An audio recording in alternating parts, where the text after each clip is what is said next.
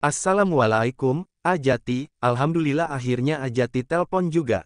Kara takut terjadi apa-apa dengan Ajati, cerocos Kara begitu sambungan telpon yang Dewa lakukan dengan ponsel Jati langsung diangkat oleh wanita yang diberi nama kontak di ponsel Jati bidadari surga yang ternyata namanya Kara. Waalaikumsalam, maaf mbak, ini bukan Jati tapi temanya, namanya Dewa. Dek. Jantung Kara seolah berhenti berdetak ketika mendengar kalau di balik telepon Jati bukanlah laki-laki yang tengah ia cemaskan, melainkan laki-laki lain bernama Dewa. Lalu Jati kemana? Dewa, temanya Ajati, jadi sekarang Ajati di mana? Tanya Kara dengan perasaan yang jauh lebih cemas dari yang sebelumnya. Meskipun laki-laki yang bernama Dewa belum mengatakan apa-apa mengenai keadaan Jati, tetapi Kara bisa menebak memang terjadi sesuatu dengan calon suaminya. Apa kita bisa ketemu? Tanya Dewa tanpa menjawab pertanyaan Kara.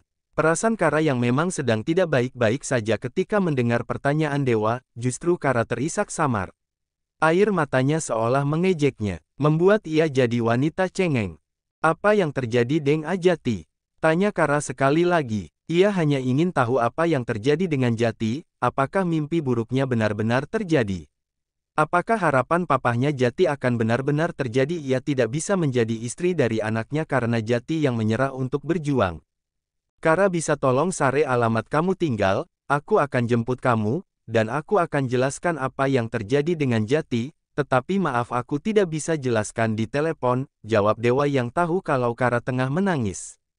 Aku tidak kenal kamu, bagaimana kalau kamu adalah orang jahat? Tanya Kara memastikan lagi, apalagi ia memberikan alamat yang cukup privasi. Saya Dewa, teman dekat Jati, kalau aku berbuat jahat sama kamu, kamu bisa laporkan aku ke polisi dengan menyebut namaku polisi sudah kenal denganku, dan bisa membuat aku terkurung di penjara. Aku butuh bertemu dengan kamu, untuk membahas Jati. Tolong sekarang jangan bertanya banyak dulu. Katakan saja kamu tinggal di mana. Aku akan ceritakan kalau bertemu dengan kamu, jelas Dewa, tanpa banyak membuang waktu dalam panggilan telepon. Dan Kara pun tanpa pikir panjang lagi, ia langsung memberitahukan alamatnya. Tentu Dewa cukup kaget setelah tahu di mana Kara tinggal. Hampir 2 jam ia harus tempuh perjalanan ke rumah Kara, tetapi demi Jati, Dewa pun rela datang ke rumah Kara. Lagi-lagi Dewa syok melihat kondisi rumah Kara, karena Dewa tahu betul Jati adalah anak orang kaya raya, tetapi kalau Kara adalah kekasih Jati rasanya sangat mustahil. Tanpa mendengar penjelasan dari Kara, Dewa pun bisa menarik kesimpulan dari hubungan Jati dan Kara. Yah, Dewa bisa menebak bahwa hubungan Kara dan Jati pasti terhalang restu. Orang tua Jati kaya raya seperti mustahil kalau mengizinkan Jati berhubungan dengan Kara. Maaf Dewa, rumah Kara hanya begini. Sama seperti pertama kali Jati datang, Kara pun meminta maaf dengan kondisi rumahnya yang sangat sederhana. Kara tahu pasti teman-teman Jati juga orang-orang berduit. Terlebih Dewa datang ke rumahnya pun membawa kendaraan roda 4. Tidak apa-apa, baru Dewa mau melanjutkan jawabannya, tetapi ucapan Dewa langsung dipotong oleh Kara. Ngomong-ngomong apa yang terjadi dengan Ajati, apa kecemasan Kara benar-benar terjadi? Tanya Kara dengan wajah yang sembab. Dewa bisa menyimpulkan di balik wajah cantik Kara sudah menangisi ketakutannya dengan Jati.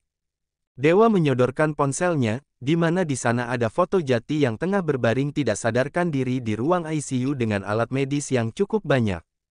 Kara tidak langsung mengambil ponsel Dewa, ia benar-benar tidak siap tahu bagaimana kondisi Jati.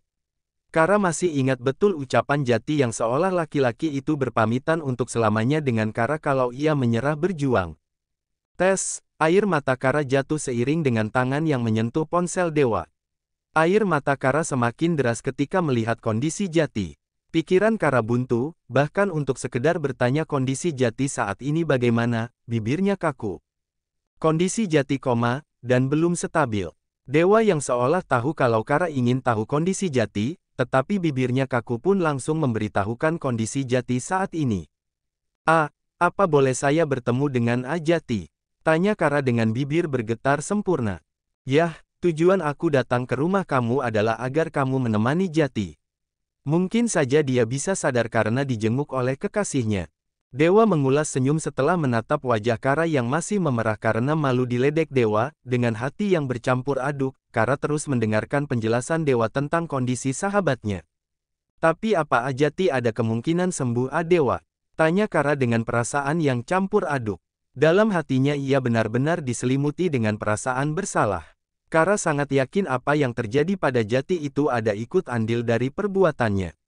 Andai ia tidak mengikuti kemauan papahnya Jati dan di mana ia mau untuk meninggalkan Jati, mungkin semuanya tidak akan seperti ini. Itu yang ada dalam pikiran Kara saat ini. Aku tidak mau mendahului takdir Tuhan, tetapi bukannya sebagai hamba kita tidak ada salahnya kalau terus berusaha agar Jati tetap sembuh. Kalau gitu, Dewa tunggu di sini dulu ya. Kara mau pamit sama Abah, takut nanti Abah nyariin Kara. Setelah mendengar jawaban dari Dewa, Kara pun tidak membuang waktu lama, ia langsung pergi menuju kebun di mana abahnya sedang bekerja. Sementara Dewa menunggu Kara di depan rumahnya. Sesampainya Kara di kebun, ia langsung mengutarakan apa yang menjadikannya pergi ke kebun di siang hari. Jati kecelakaan, tanya Abah, kaget. Apalagi setelah Kara mengatakan kalau Jati kondisinya cukup parah, dan sampai saat ini belum sadar. Iya Bah, Kara ingin melihat kondisi Ajati, ucap Kara sekali lagi. Kamu nanti berangkatnya sama siapa? Apa orang itu orang baik? Tanya Abah, sebagai orang tua tentu ia sangat takut kalau anaknya kenapa-kenapa. Bahkan di berita dan TV-TV sudah banyak orang yang jahat karena tidak saling kenal. Bahkan ada yang dibunuh.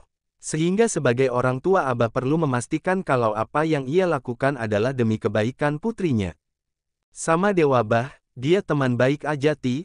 Dewa jemput Kara karena kasihan lihat Ajati, mungkin dengan Kara datang Ajati bisa sembuh, jawab Kara dengan sangat berharap kalau abahnya mengizinkan untuk pergi menjenguk Dewa.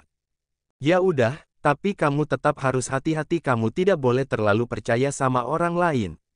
Tetap waspada dan jaga diri. Abah belum bisa pulang karena kerjaan belum selesai, tapi sampaikan salam Abah untuk Jati. Abah bersiap untuk melanjutkan pekerjaannya. Baik Bah, nanti Kara sampaikan salam Abah untuk Ajati, balas Kara. Setelahnya wanita berhijab itu pun kembali ke rumah dan bersiap untuk mengunjungi Jati. Setelah berpamitan pada adik-adiknya, Kara pun ikut bersama Dewa untuk menjenguk kekasihnya yang masih belum sadar. Sepanjang perjalanan Kara pun tidak banyak berbicara, pikirannya benar-benar tidak karuan, ia tidak bisa membayangkan kalau sampai terjadi hal-hal buruk pada Jati pasti ia akan merasa sangat bersalah, pasalnya hanya Jati yang selama ini baik dengan Kara. Meskipun mereka terpisahkan dengan jarak dan kesibukan, tetapi hampir setiap hari Jati memberikan kabar pada Kara dan selalu bertukar pesan memberitahukan kegiatannya apa saja dan masih banyak yang dilakukan oleh Jati untuk membuat Kara terhibur.